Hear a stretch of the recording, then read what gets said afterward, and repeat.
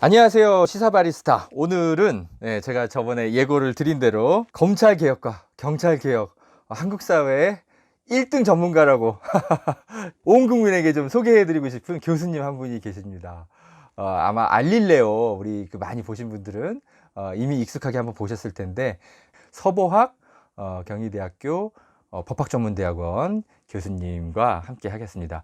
이분을 제가 간단히만 설명드리면, 과거에 경찰개혁위원회의 개혁위원으로서 각종 경찰개혁 권고안을 함께 만들어 오셨던 분이고, 또 검찰개혁을 위해서 참여연대 내에 공익법센터죠? 사법감시센터. 사법감시센터. 죄송합니다. 사법감시센터의 소장도 오래 하셨습니다. 교수님 안녕하세요. 네, 안녕하세요. 교수님, 좀 본격적으로 얘기하기 전에, 이번에 국회 의원 선거 보셨죠? 네. 네. 범민주 진영이 180석 이상, 그러니까 190석까지도 계산이 네. 되거든요. 그 선거 결과를 어떻게 좀 보셨습니까? 이게 적폐청산에만 매달리는 거 아니냐. 네. 너무 과거지향적으로 정치를 음. 하는 것 아니냐. 이런 이제 비판이 많이 있었는데, 네. 뭐 다행히도 이번 총선 결과를 보면 그동안 정부가 해온 일에 대해서 국민들이 이제 긍정 평가를 내린 것 같아요. 네. 이번 남은 임기 동안 대통령이 그동안 해오던 기조를 잘 유지를 해서 꼭 청산해야 될 적폐는 이번 기회에 반드시 청산을 했으면 좋겠다. 이런 뜻을 국민들이 나타낸 것이 아닌가. 개인적으로는 굉장히 고무적이다 이렇게 생각을 합니다. 저희 국민들이 잘한 거네요, 그러니까. 선거 이번에. 네. 네, 칭찬받으니까 기분이 좋습니다. 네. 근데 아무튼 문재인 정부가 그러면은 앞으로 더 해야 될 일이 많겠군요. 많지 않겠습니까? 네. 근데 저희가 오늘 이제 교수님을 제가 모신 것도, 앞으로 권력기관 개혁을 계속 해야 되는데, 우리 국민들은 사실 그냥 막연하게 하겠거니, 사실 디테일한 건 잘 모르거든요. 앞으로 국회에서 어떤 법안들이 꼭 필요하고, 우리 시민사회가 문재인 정부의 어떤 개혁 성공, 그리고 검찰의 어떤 지금의 좀 계속 벌어지고 있는 저항들을 어떻게 하면 문재인 정부의 힘을 좀 실어주면서 우리 시민사회가 할 수 있는 역할은 뭘까? 이런 거를 조금 자문을 좀 듣고 싶어가지고, 저희 우리 서보학 교수님 검경개혁의 우리 국내 1등 전문가십니다. 그래서 제가 진작에 모셨어야 됐는데, 일단 제가 먼저 질문 드리면, 네. 공수처 설치되잖아요? 그러면은 그걸로 검찰 개혁 다 끝나는 거 아니에요? 뭐가 더 필요한 게 있습니까?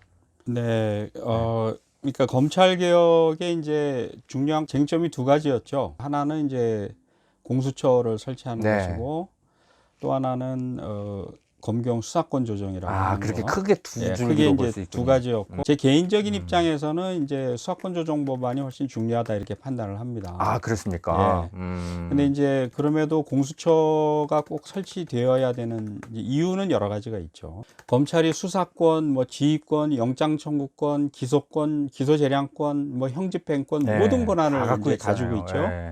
근데 사실 현실에서 대부분의 사건, 뭐 한 97%의 사건은 이제 경찰이 수사를 하고. 97%나 돼요? 예. 그래요? 그다음에 생각보다 검찰이 별로 수사 안 하네요? 하죠. 오. 검찰이 직접 수사를 하는 사건은 한 3% 정도입니다. 그래요? 그럼에도 불구하고 네. 이제 우리 사회, 경제, 문화에 지대한 영향을 미치는 중요한 사건들. 이러한 사건들은 사실 검찰이 독점을 하고 있죠. 이제 그 수사가 대부분 특수수사 영역이고, 또 일부 이제 공안 사건 영역, 뭐 선거 사건 이런 게 대표적이지 않습니까? 정치인들 목을 뗐다 붙였다. 검찰이 맡는 사건의 수는 적지만 중요도라든가 그 파급 효과, 영향력 이런 걸 생각을 하면 정말 중요한 사건들을 이제 검찰이 수사를 하고, 독점적으로 수사를 하고, 또 기소를 결정하고. 그러니까 그 모든 파워가 이제 여기서 나오는 거죠. 그러니까 정치 권력이라든가 관료, 그다음에 경제 권력, 이런 권력을 쥐고 있는 사람들이 검찰의 눈치를 보지 않을 수 없는 상황이죠. 저는 검찰의 파워가 여기서 나온다고 보거든요. 그런데 이제 공수처라는 것은 출범이 되더라도 모든 수사에 대해서 뭐 수사와 기소권을 갖는 게 아니고, 공직자 비리만 하는 거죠? 공직자 비리죠. 권력형 비리. 일부긴 하지만 기소도 할 수 있고.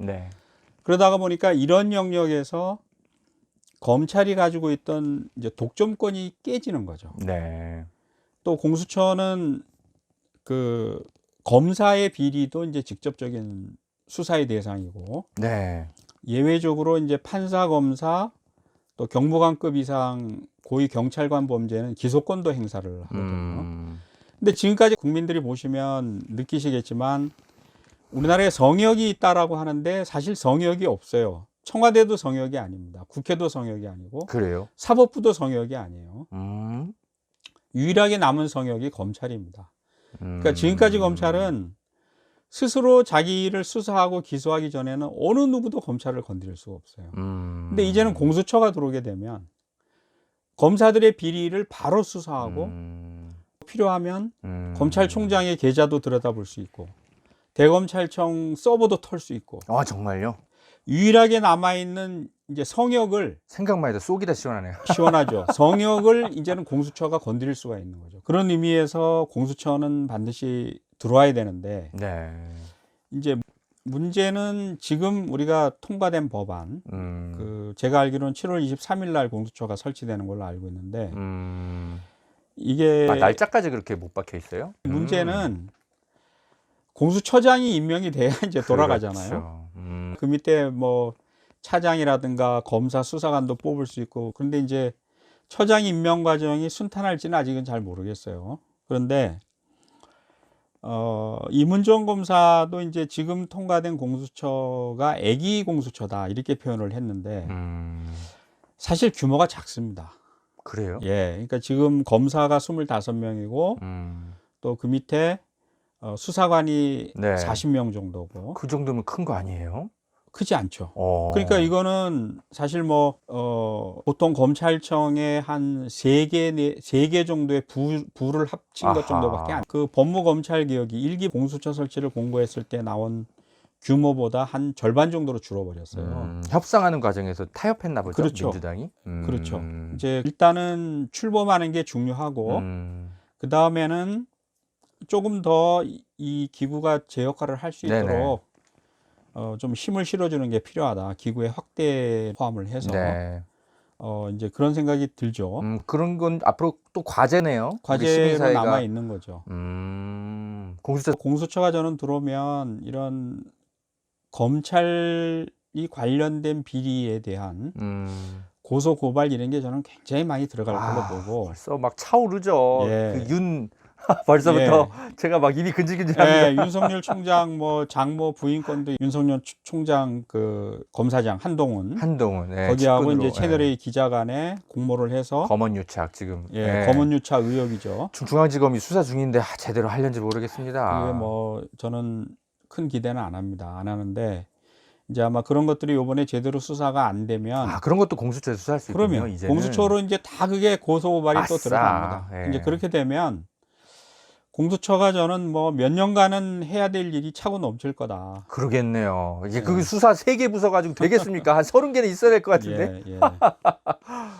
사실 그거보다 더 중요하게 생각하는 게 수사권이 조정이라고 아까 말씀하셨죠. 경찰은 영장 청구권이 없잖아요. 우리 헌법상 그게 불가능하게 돼 있죠, 교수님. 예, 헌법하고 지금 이제 형사소송법상 그건 불가능하게 돼 있고, 그러다가 보니까 우리가 뭐 계좌 추적이라든가 또는 압수수색을 해서 증거물을 확보해야 범죄 혐의를 밝힐 수 있는데, 검찰에서 검찰 관련 모든 비리나 이런 건 다 검사 손에서 영장을 기각을 해버리잖아요. 그러니까 실질적으로 경찰이 검찰을 견제하기가 어려워요. 근데 이제 그런 역할을 영장 청구권을 행사하는 이제 공수처가 해줄 수 있다.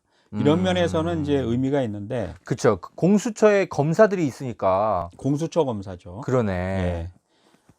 그러네. 그러니까, 윤석열한테도 그죠? 압수수색 영장. 그럼요. 압수수색 영장이 발부되면 검찰총장실도 가서 압수수색을 할 수가 있는 거죠. 우리가 지금 유사 이래 검찰총장실이 압수수색 된 적이 있습니까? 없죠. 청와대는 압수수색해도 생각해보니까 검찰총장실은 압수수색 유일하게 남아있는 성역이에요. 그 다음에 요것만 가지고는 사실 검찰이 가지고 있는 권한은 건드린 게 전혀 없어요. 그런가요? 수사권 조정이라는 것은 이제 지금 핵심 내용이 뭐냐 하면은 이 관련된 법이 지금 2개가 통과가 됐습니다. 하나는 이제 형사소송법 개정안이고 또 하나는 검찰청법 개정안인데 형사소송법 개정안에 이제 들어가 있는 건 뭐냐 하면은 일단 검사의 수사 지휘를 없앤다. 검찰과 경찰은 수사와 기소에 있어서 상호 협력해야 된다. 이게 이제 대등 관계로 위치가 전환이 되는 거죠. 그렇게 법안 발의가 돼 있습니다. 예. 통과가 됐죠 이미. 맞다. 그거 해외는 다 그렇더라고요. 해외는 다 그렇죠. 해외는 공소 유지만 하고, 경찰이 수사를 하고 검찰은 기소를 이제 전담하는 이런 역할 분담이 보통 돼 있어요. 이제 뭐 프랑스라든가 독일 이런 데는 법적으로는 검사의 지위와 권한이 우리하고 비슷해요. 그러니까 그쪽 검사들도 직접 수사권이 있고 수사 지휘권이 있고 기소권을 행사하고 다 합니다. 그런데 이제 우리하고 결정적인 차이점은 독일이나 프랑스 이런 데는 검찰청에 달랑 검사들만 있고 실제 수사를 전담하는 인원이 전혀 없어요. 아하.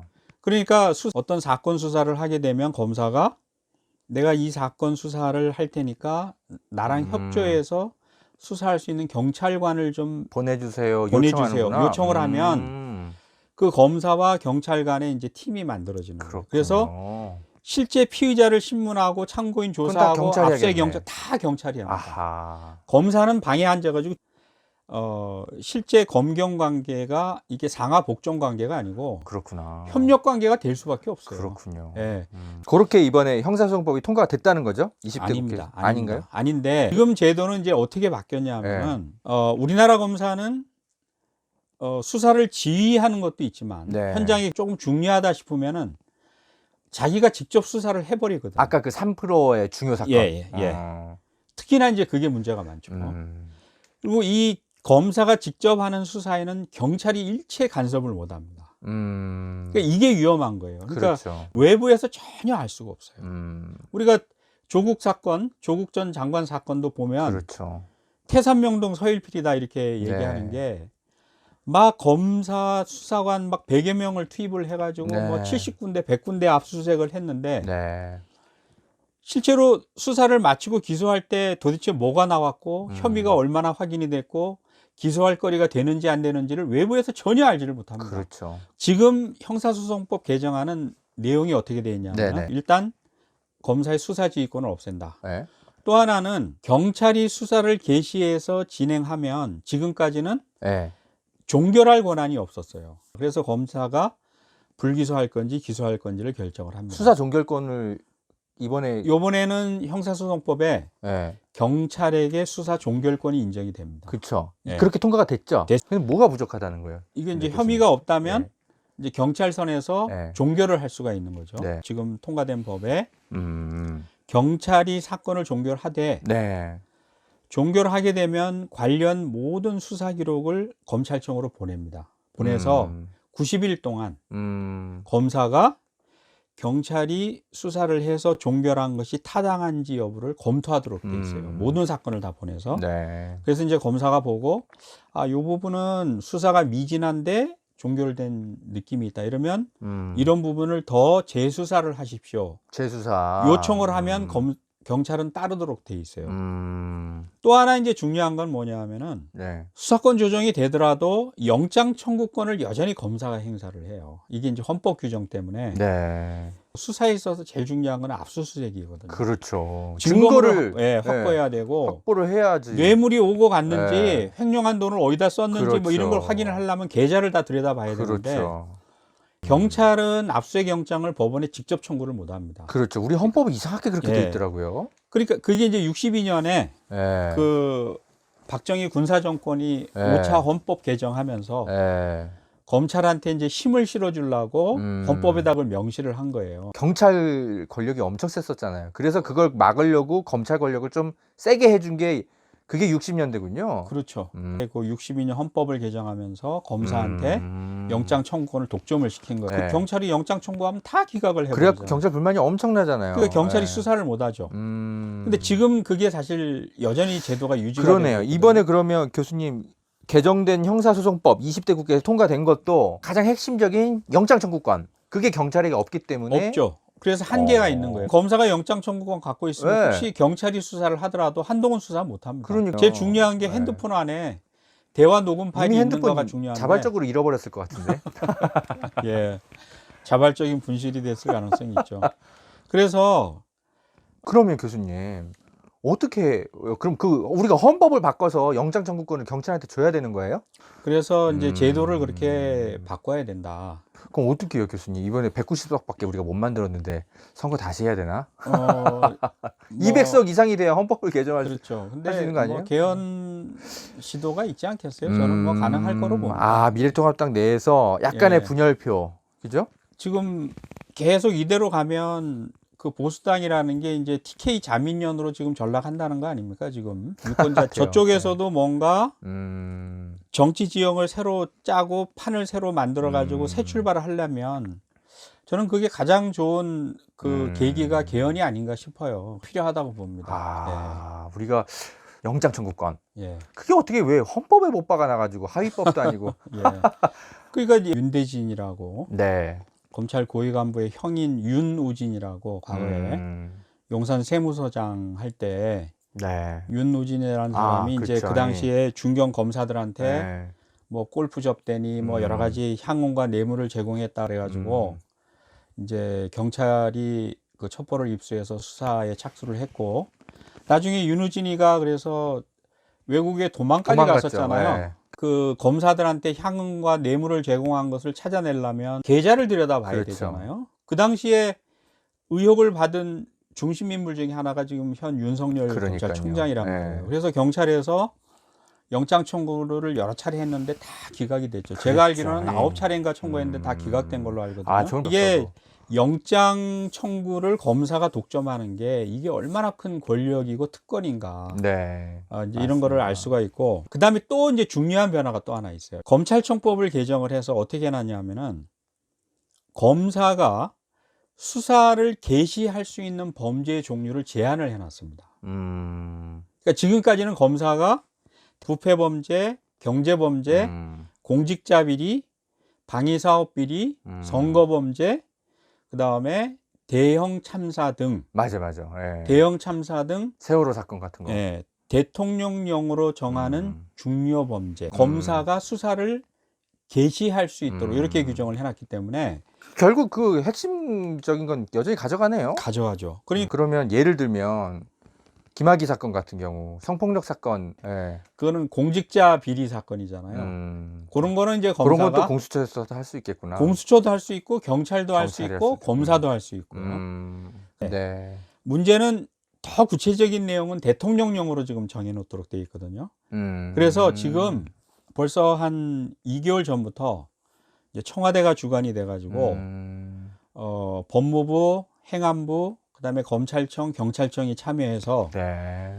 그 대통령령에 구체적으로 검사가 직접 수사를 개시할 수 있는 범죄를 어떤 거를 넣을 것이냐를 놓고 지금 회의가 제가 알기로는 매주 아하. 2차례 열리고 있는 걸로 알고 지금 있어요. 하고 있겠군요. 예, 그래서 중요한 거는 그 대통령령에서 검사의 직접 수사 범위를 확 줄이는 게 굉장히 중요하다.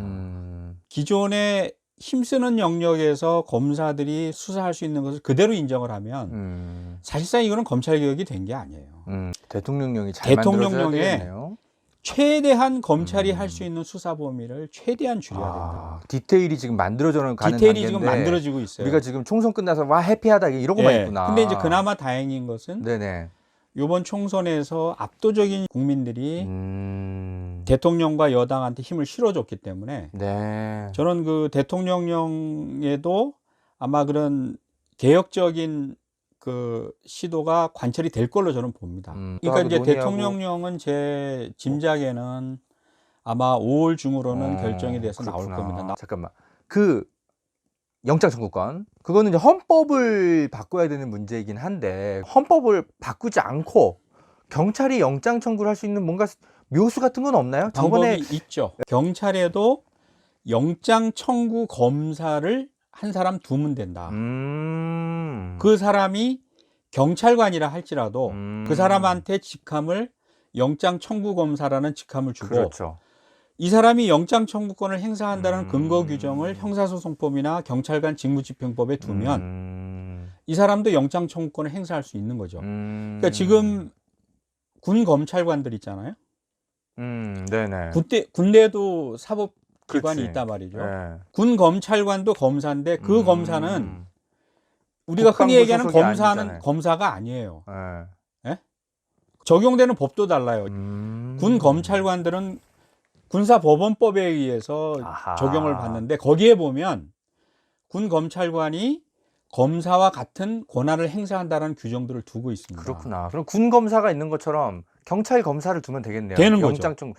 아, 그런 그다음에 아이디어가. 과거에 특별검사, 네네. 특별검사로 임명된 사람이 맞아. 그지? 검사 출신, 판사 출신, 변호사 출신 다 있잖아요. 맞네. 특별검사도 있잖아요. 특별검사도 특별검사법에 의해서 영장 아하. 청구권, 기소권 다 행사를 했단 말이에요. 아. 그러니까 만약에 개헌이 안 된다면 우리가 형사소송법이나 경찰관 직무집행법을 개정을 해서 예. 거기에 일정한 자격을 가진 경찰관을 영장 청구 검사라고 권한과 지위와 명칭을 부여를 하면 그 사람도 영장 청구권을 행사할 수 그러네요. 있는 생각해 거죠. 보니까 우리가 검사가 꼭 검찰총장의 지위만 받지 않는 여러 종류의 검사가 그럼요. 이미 있었네요. 있었죠. 우리 국회에서 아직 그 헌법 개정에만 너무 몰두하느라 그런 상상을 좀 잘 못하는 근데 것 같거든요. 이제 지금은 공수처가 들어오고 수사권 조정 법안이 통과돼 있기 때문에 저는 이제는 이제 영장 청구 문제, 이 독점권을 논의해도 깨기 되죠? 위한 논의를 이제 네. 시작할 수 있다고 봅니다. 190석인데 우리가. 예, 21대 예. 국회에서 얼마든지 가능하다. 아이고.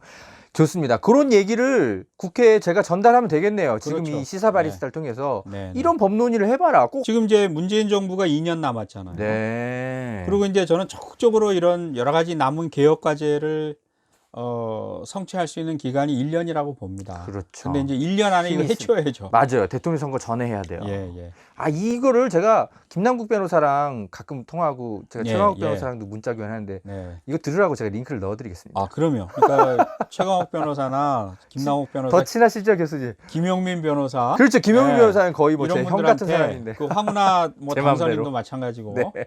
이런 분들한테 아. 좀 연락을 해서 그러네요. 꼭 즉시 헌법 그 개정에만 논의를 하고 법안 발의를 하면 그러네요. 아무 문제가 없다. 즉시 6월 달에 바로 하라고. 예, 예. 알겠습니다. 교수님, 아유, 이 검찰 개혁만 갖고도 벌써 막 지금 잠시 좀 끊었다 가야 될 것 같습니다. 네. 교수, 자, 우리 시사 바리스타 우리 지금 서부학 교수님과 함께하고 계십니다. 잠시 우리 커피 좀 마시고 다시 오겠습니다.